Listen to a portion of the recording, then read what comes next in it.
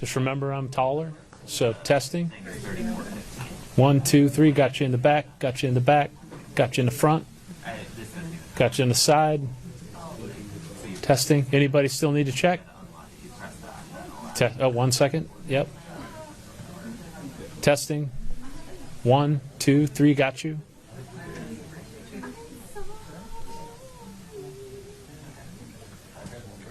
Testing. Audio check. 1, 2.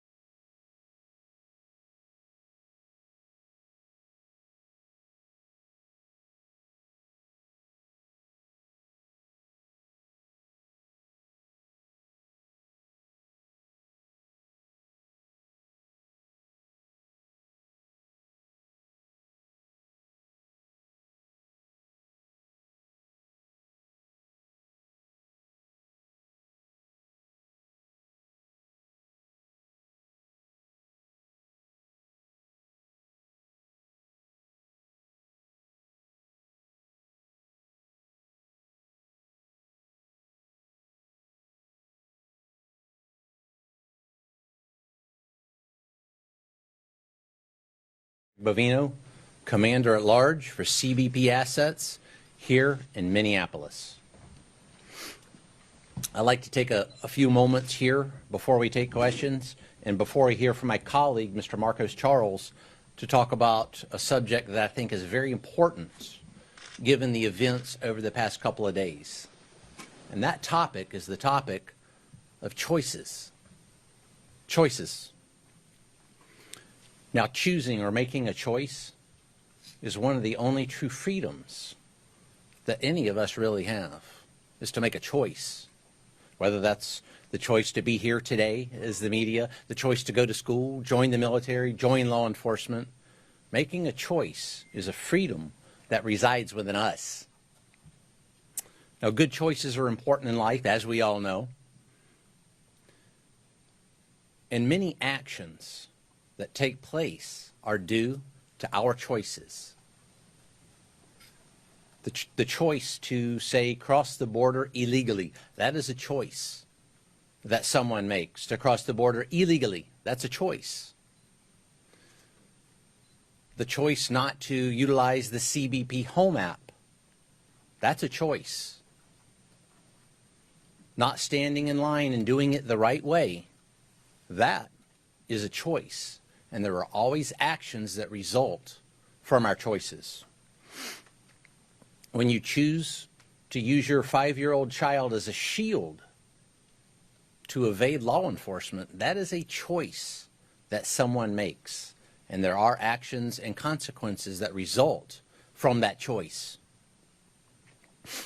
Or when you're a politician or a community leader, you make a lot of choices there, some very important, wide-ranging, and in-depth choices. When, as a politician, if you choose collusion and corruption as a choice, then there are consequences and actions that take place because of that. That's one reason the U.S. Border Patrol and ICE are here in Minneapolis by the thousands, is because of those choices. When politicians, community leaders, and some journalists engage in that heated rhetoric we keep talking about, when they make the choice to vilify law enforcement, calling law enforcement names like Gestapo, or using the term kidnapping, that is a choice that is made. There are actions and consequences that come from those choices. And then when you choose, when someone chooses to listen to a politician, a so-called journalist, a community leader that spouted that type of vilification towards law enforcement or anything else, when you choose to listen to that, that is a choice, and there are consequences and actions there also. I think we saw that yesterday. And those actions and choices can obviously have tragic consequences, bad outcomes, outcomes that law enforcement never wants to see. Law enforcement never wants to see a bad consequence due to a poor choice. Now, these choices have reverberations throughout society. Let's take a look at, go ahead and put that on the screen, please. Yesterday, Border Patrol agents were engaged in a targeted law enforcement effort to apprehend this individual here, Mr. Jose Huerta Chuma. Look at his criminal record: domestic assault, intentional infliction of bodily harm, disorderly conduct. He's also got some other records there as well. This individual remains at large today. This individual is still roaming the streets today. This is the individual on that targeted law enforcement efforts that Border Patrol agents were engaged in yesterday when they were disrupted, assaulted, and prevented from conducting that Title VIII mission by individuals intent on making the choice to riot, to create anarchy, and to be a violent mob. This individual walks the streets today because of those choices made by politicians and those perhaps weaker-minded constituents that chose to follow directions of those politicians. Sad state of affairs. Now, enforcing the law is not a choice. I choose to be a Border Patrol agent. Mr. Marcos Charles chooses to be an ICE agent, but enforcing the law, that's not a choice. That is a duty. As we all know, those laws were enacted by Congress, signed by the executive, and upheld most of the time by the judiciary. Those are the laws of our land. That is our duty to enforce those laws, whether that's a Title VIII immigration law, whether that's chasing a bank robber or a spy or whatever else. That is our duty, whether it's a state and local law enforcement agency, and they make choices also. Do they support federal law enforcement going after Mr. Jose Huerta Chuma, or do they not? We all make choices. Our Title VIII immigration mission continues. Next slide. Our Title VIII immigration mission continues unabated here in Minneapolis, despite yesterday's tragedy that was preventable by folks making better choices, politicians, journalists, and would-be anarchists and rioters. This individual from Laos was apprehended within the past 24 hours. This operation continues unabated. This is evidence of that. We will continue to make these streets a safer place. It is our duty, because we choose to be Border Patrol agents and ICE agents, to take individuals like that off the streets so we can make Minneapolis and America a safer place. Thank you. Jose Huerta Chuma, by the way, was in federal immigration Hold on custody. questions until the end. Mr. Marcos Charles will talk, and we'll take questions at the end. Ma'am, thank you. Good afternoon. I know Commander Bovino spoke about yesterday's incident in the situation, but I also want to draw your attention to the continued uptick in violence we're seeing against federal law enforcement officials, not just here, but across the country. Yesterday, here in Minneapolis, a crowd of violent agitators tackled an ICE special agent when one of our special response teams went to assist. A protester literally bit off part of that agent's finger. The officer received immediate medical attention on the scene and was transported to the emergency room for treatment. We do want to thank the people at the hospital for the assistance and the staff who treated our officer. The officer is recovering, but is now permanently maimed and has lost part of his finger. I don't think I have to tell you that this kind of violence is unacceptable, but I also don't think I need to tell you that this kind of violence is not a coincidence.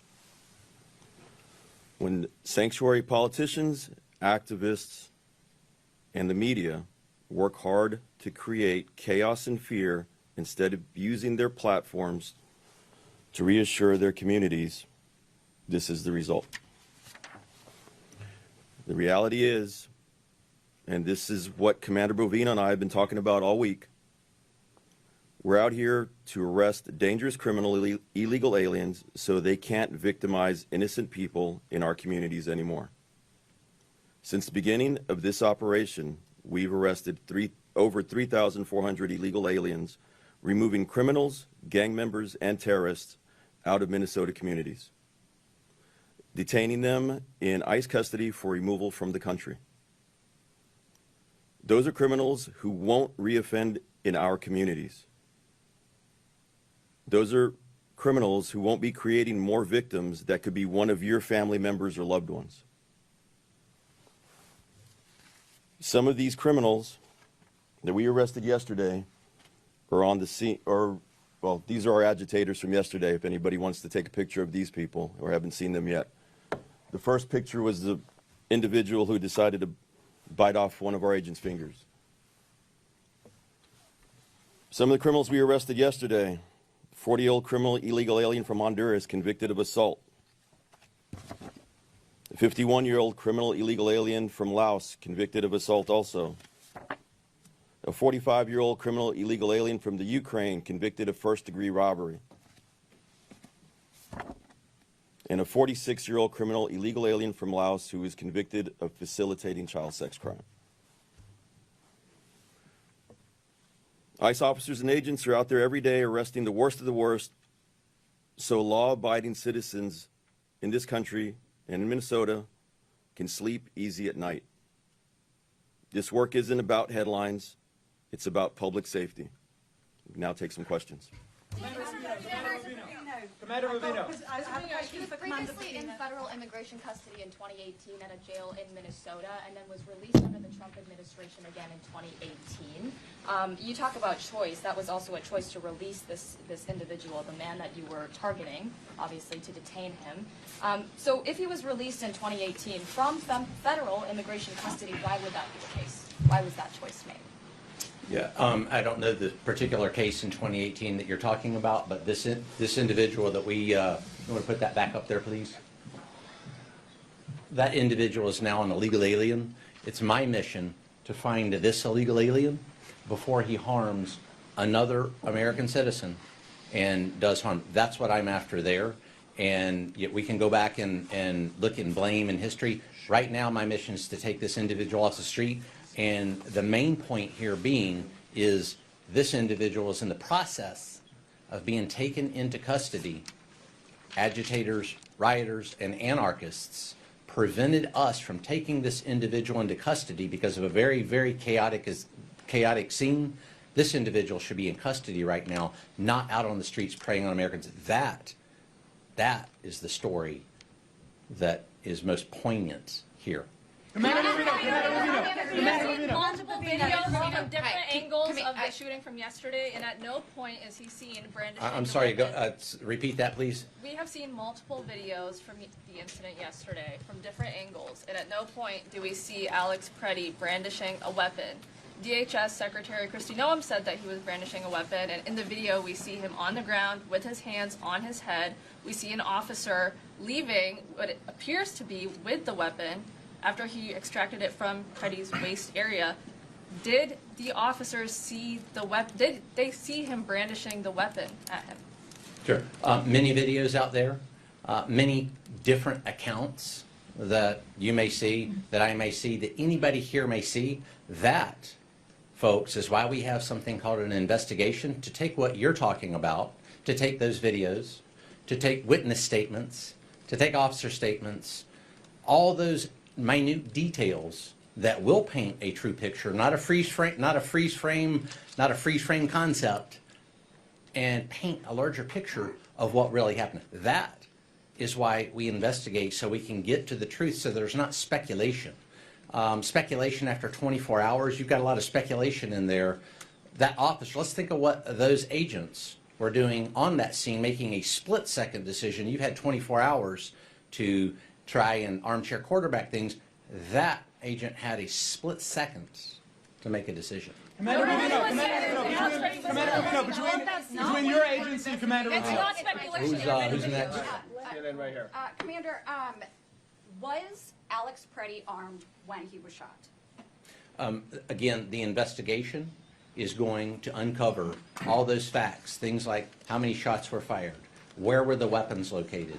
All those facts are going to come out in the investigation. I wasn't there wrestling that assaultive subject that was assaulting Border Patrol agents. I wasn't there wrestling him myself, so I'm not going to speculate. I'm going to wait for that investigation to come. No, don't interrupt me. I'm going to wait till that investigation comes out until I make a decision there. If there's an investigation going on and you have not concluded, isn't it possible this was a bad shooting? Or have you already concluded for yourself that this was justified?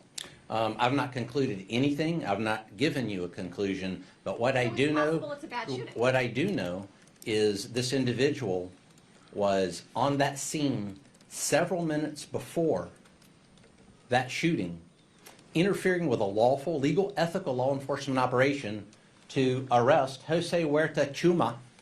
And again, it's back to choices. We just talked about choices. When someone makes the choice to come into an active law enforcement scene, interfere, obstruct, delay, or assault law enforcement officers, and they bring a weapon to do that, that is a choice that individual made. No, Already had a permit.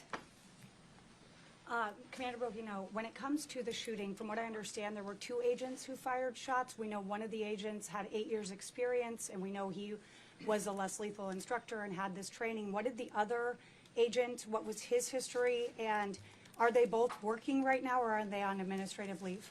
All agents that were involved in that scene are working, not in Minneapolis, but in other locations. That's for their safety. There's this thing called doxing, and the safety of our employees is very important to us. So we're going to keep those employees safe. As far as the number of shots, the number of agents involved, that, again, is going to come out in the investigation. I'm not going to speculate on who did what, when they did it, how they did it, or what exactly occurred there. I'm going to wait for the investigation to let me know what happened. One of them did have 8 years experience, so we are talking about one of the agents. Why Yes. not talk about the other who shot as well? Because before those facts come out, we need to ensure that we're talking truthfully and accurately. And before I speculate, I'm going to talk truthfully and accurately.